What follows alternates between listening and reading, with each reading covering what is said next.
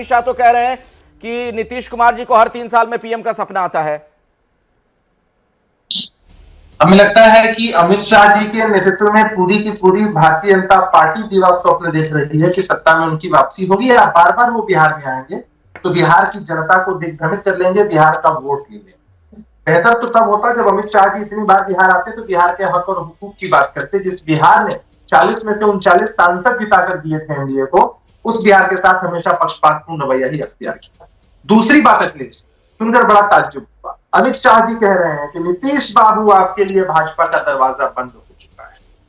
जब ये नीतीश कुमार जी ने आपको छोड़ा है, आपने नीतीश कुमार जी को नहीं छोड़ा है, और आपके यहाँ कोई आवेदन एप्लीकेशन रिक्वेस्ट लेकर नहीं पहुंचा है। चूंकि आप लोग वापस चले जाते हैं, शायद इस लिहाज से उन्होंने कहा होगा कि आप दरवाजा बंद है, अब शायद वो बुलाते हैं, पलके बिछाते हैं, अपने षड्यंत्र में फंसाने की साजिश रखते हैं, हमारे पीठ में खंजर भोंकते हैं, ऐसे सारे काम वो करते हैं। और उसके बाद वो सोचते हैं कि उनके साथ कोई रहेगा। सवाल ही पैदा नहीं होता उनके साथ जाने का। और जब ये चर्चा ही नहीं है, कोई आवेदन ही लेकर नहीं गया, अखिलेश जी, अगर आपको कोई 4 चैनल वाले कहें कि नहीं आप हमारे यहाँ नौकरी नहीं कर सकते हैं, आपका जवाब क्या होगा कि भैया आपके यहाँ नौकरी मांगने गए हैं, आपके यहाँ एप्लीकेशन लेकर के गए हैं।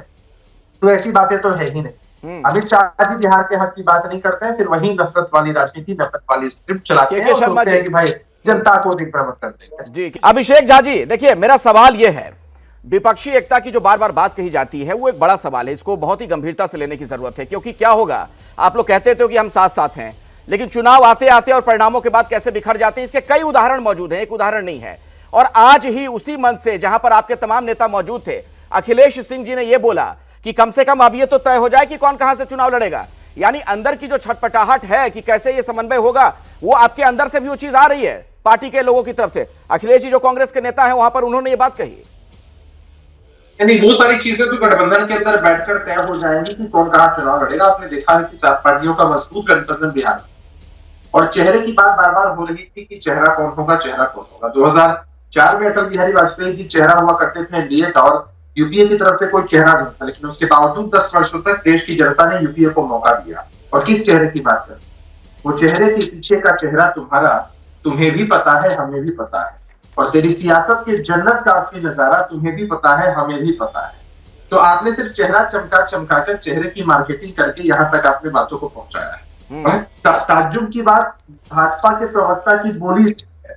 भाजपा के जितने नेता बेचैन हो कि विपक्षी एकजुटता पर जितना ध्यान दे रहे हैं, उतना अगर मुद्दों पर ध्यान दे रहे होते, जिन मुद्दों को लेकर के आप सत्ता तक पहुंच गए, तो शायद देश की जनता आपकी बातों को समझ पाती।